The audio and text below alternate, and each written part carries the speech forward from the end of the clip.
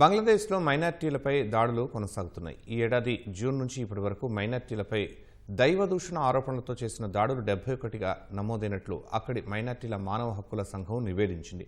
అటు హిందువులకు చెందిన ఇళ్లకు ఓ మూక నిప్పుపెట్టి దగ్ధం చేసిన ఘటన తాజాగా వెలుగుచూసింది. ఈ ఘటనలో పెంపుడు జంతువులు సహా ఇళ్లలోని సామగ్రి పూర్తిగా దగ్ధమవగా బాధితులు త్రుటిలో తప్పించుకున్నట్లు తెలుస్తోంది.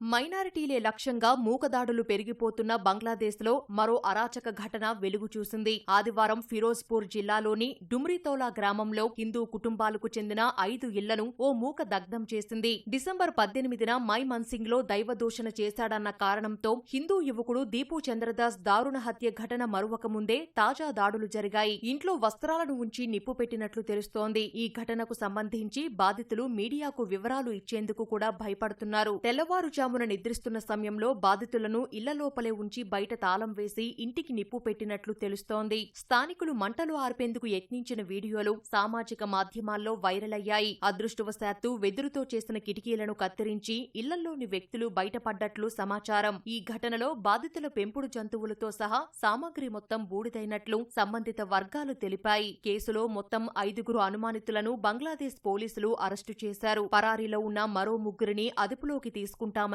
హామీ ఇచ్చారు.